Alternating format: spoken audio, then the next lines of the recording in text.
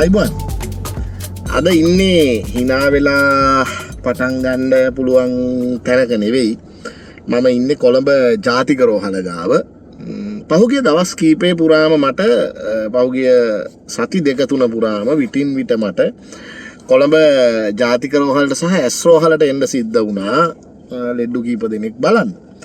ඉතින් මේ ඔය එන අතරතුරේ මේ බෙල්ට් එක දාලා නැත්නම් මම අද ඩ්‍රයිව් කරන ගමන් නෙවෙයි කතා කරන්නේ නිසා මේ ඉතින් මේ ජාතික රෝහල ගාව ඉන්න ගමන් මම හිතුවා පොඩ්ඩක් උඹලට කතා කරන්න ඕනේ කියලා. ඇත්තටම මේ ස්පිරිතාලේ ඇතුළේද ලෙඩ්ඩු ඉන්නේ ස්පිරිතාලෙන් එළියේද ලෙඩ්ඩු ඉන්නේ කියන එක නිකන් මම කල්පනා කරා මෙතනට වෙලා ඉන්න ගමන්. පහුගිය දවස් කීපෙම මං කියන්නේ මම මෙතනට ආවා ගියා කියලා.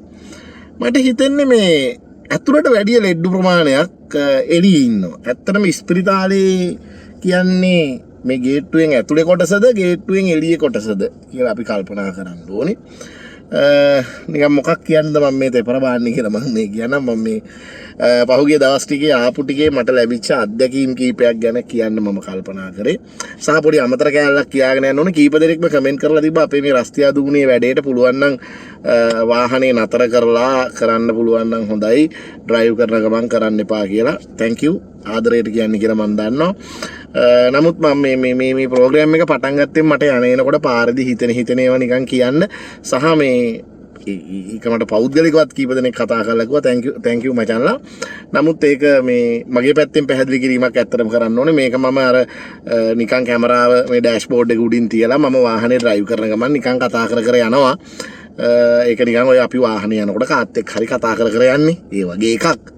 හරි ඒ නිසා ඒක මං ටිකක් මගේ පැත්තේ සේෆ්ටිය තියාගෙන කරන වැඩක්.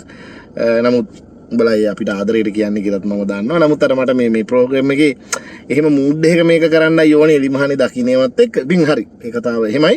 මේ මම කියන්න ගියේ ලෙඩ්ඩු ඉන්නවා කියලා එළියේ ඇතුලේ දෙකේම. හරි ලෙඩ්ඩු ඉන්නවා එළියේ ඇතුලේ දෙකේම. හැබැයි දොස්තරලා ඉන්නේ ඇතුලේ විතරයි.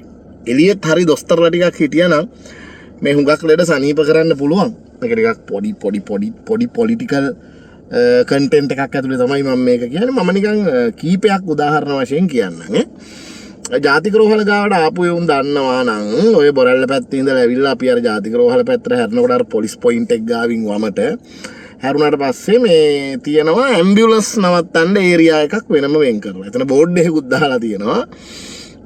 ඇම්බියුලන්ස් නතර කිරීම සඳහා කියලා ඒ කොටස රිසර්ව් කරලා තියෙනවා. හරි. සාමාන්‍යයෙන් ගොඩාක් වෙලාවල් වලට ඇම්බියුලන්ස් නතර කරන තැන මෝටර් බයික් නතර කරලා තියෙනවා. මම දන්නේ ලංකාවේ මෝටර් බයිසිකල් ඇම්බියුලන්ස් වශයෙන් වැඩ කරනවාද කියලා. ත්‍රිරෝද රථ නවත්තලා තියෙනවා. ලොකු කාර් නවත්තලා තියෙනවා. ඇත්තටම එක දවසක් මමත් දන්නේ නැතුව නතර කරා. හැබැයි නතර කරලා මම බහින්න හදනකොට මම බෝඩ් එක දැකලා මම වාහනේ අරගෙන වෙන තැනකට ගියා. මේ නොදැනුවත්කමින් එහෙම නතර කරලා යන කවුරු හරි ඉන්නවනම් අපි ඒගොල්ලොන්ට සමාව දෙන්න ඕනි කියලා මම හිතන්නේ. මගේ අතිනුත් ඒ අතපසු වීම වෙච්ච හින්දා.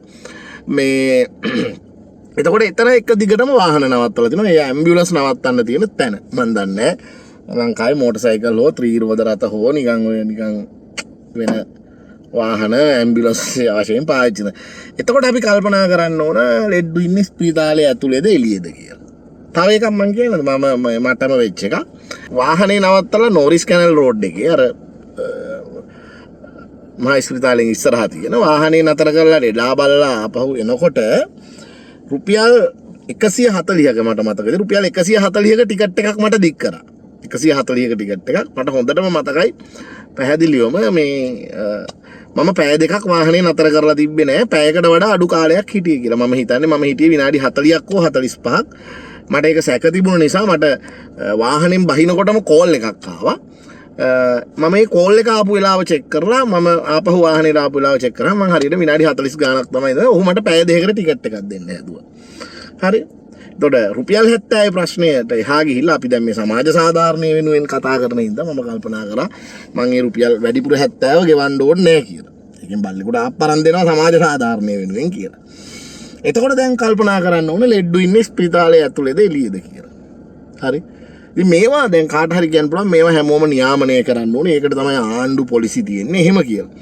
මං හිතන්නේ ආණ්ඩු වලින් පොලිසි වලින් ආයතන වලින් නියාමනය කරනවට වඩා මිනිසුන්ගේ මේ අසනීප දැනුම බුද්ධිය සමාජ අවබෝධය අධ්‍යාපනය තුලින් කරන්න පුළුවන්ද කියලා තමයි අපි මං හිතන්නේ කල්පනා කරන්න ඕනේ. මම තව උදාහරණයක් ඕනනම් කියාගෙන යන්න. ඉතින් මම මේ පාරේ ඇවිදිනකොට කන්ටෙන්ට් වලට කෑලි එකතු කරන හින්දා මට මේ පේන්නේ. මම උඹලටත් යෝජනා කරනවා එහෙම මිනිහෙකුට අපි නොමිලේ කීයක් හරි දෙන එක වෙන වැඩක්. හිඟන්නෙකුට කීයක් හරි දෙන එක වෙන වැඩක්. හැබැයි එහෙම මේ කිසි එකෙකුට අසාධාරණ විදිහට මුදල් ගෙවන්න එපා. හරි. මේ ක්‍රමේ වෙනස් කරන්න නම් අපි ඒ වෙනුවෙන් මැදිහත් වෙන්න ඕනේ. හරි ඔය මහරෝහලේම තව එකක් කියන්නම් මම මේ ඕපදූප හොයමනේ ඇවිදින්නේ කන්ටෙන්ට් එකක් කරන්න පුළුවන්ද කියලා. එතන ඉස්සරහා පළතුරු කඩපේලියක් තියෙනවා. මිනිස්සෙක් ඇවිල්ලා මම ගියා අපේ රෝගියාට මේ පැම්පර්ස් පැකට් එකක් අරගෙන ඉන්න මමත් ගියේ අතන. එතකොට ටිකක් මම හිතන්නේ ගම්බද පැත්තකින් ආපු මිනිස්සෙක් වෙන්න ඕනි. මේ අංකල් කෙනෙක් ඇවිල්ලා මේ ඇපල් ගෙඩියක් ගත්තා. ඉතින් බොහොම පුංචි ඇපල් ගෙඩියකට ඒ පළතුරු කඩේ සහෝදරයා රුපියල් 250ක් ගත්තා. හරි. ඉතින් මේ ඇපල් වගේ එකකට ලංකාවේ මිල පාලනයක් නැති හින්දා කමන්නේ නැහැ කියමුකෝ රුපියල් 250ක් ගත්තා ඇපල් ගෙඩියට. ඊට පස්සේ ඒ ආවිල්ලා හිටපු අංකල් කිව්වා අනේ මල්ලි මට මේක පොඩක් හොදලා කපලා දෙන්න කියලා.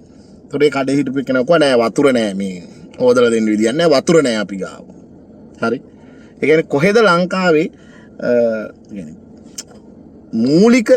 මූලික මේ ගුණධර්ම කියන ඒවට වෙලා තියෙන දේ. එතකොට වතුර නෑ මේක කපලා දෙන්න විදියක් නෑ. කොහේ මිනිස්සේ 4 පාරක් විතර කිව්වට පස්සේ පිහියක් ගෙනල්ලා නිකන් හොම්බට අයිනා වගේ පිහියකින් මේක කෑලි 4කට කපලා දුන්නා. ඒත් හොදන්නේ නැතුව. හරි.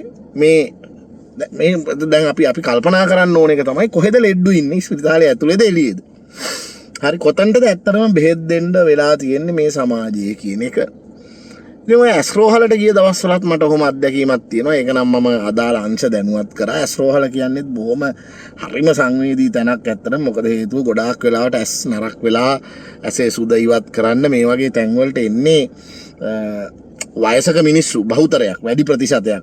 සංඛ්‍යාව මම කියන්න දන්නේ නැහැ. නමුත් ප්‍රතිශතාත්මකව ගත්තොත් ඇස්රෝහලේ ගිහින් බැලුවත් වැඩිපුරම ඉන්නේ වයසක ඇවිද ගන්න බැරි මිනිස්සු.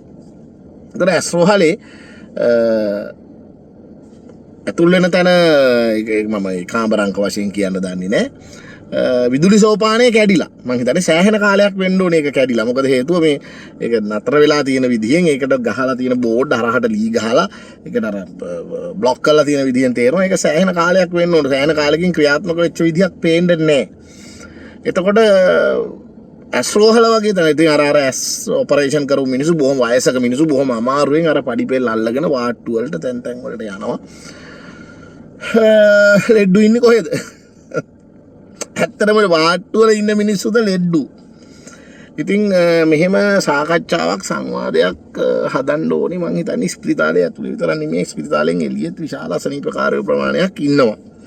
මේවා ඉතින් උගත්කම බුද්ධිය එක්ක කරන්න ඕන දේවල් කියලා මං හිතන්නේ. ඉතින් අපි හරි ලොකුවට කැමතිනේ මොකක් හරි දැන් මම දැක්ක අර පහුගිය දවස්වල Facebook එකේ ෂෙයා වෙනවා අර වෛද්‍යවරියක් ඒත් කොළඹද මන්ද මහා රෝහලේද කන් දන්නේ අර වෛද්‍යවරියක් මේ ඔයගොල්ලෝ පොලිමේ එන්න කරුණා කරලා මේ එහෙම නැත්තම් මම බෙහෙත් දෙන්නේ නැහැ පොලිම් පැනලා එන්න එපා යන්න එළියට කියලා ඒ වෛද්‍යවරියක් එළවන වීඩියෝ එකක් ෂෙයා වෙනවා. ඒකට එක එක්කෙනා කමෙන්ට්ස් දාලා තියෙනවා. නමුත් ලංකාවේ මිනිස්සුන්ගේ ඩිසිප්ලින් එකේ ඔය වගේ තැන්වල ප්‍රශ්නයක් තියෙනවා.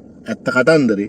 කියන්නේ OPD එක හෝ කොහේ හරි තැනක ගිහිල්ලා ඒ තමන්ගේ වාරේ නැත්නම් ඉවසන්න බැරි එක තව එක්කෙකුට කලින් හරි අසනීපයක් තියෙන කෙනෙක් ඉන්නේ අමාරුවෙන් තමයි.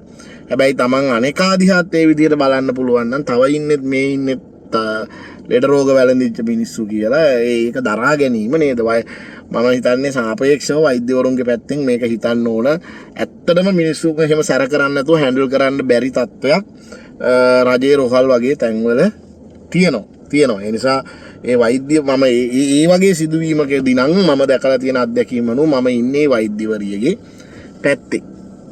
ඉතින් ඕක තමයි කතාව.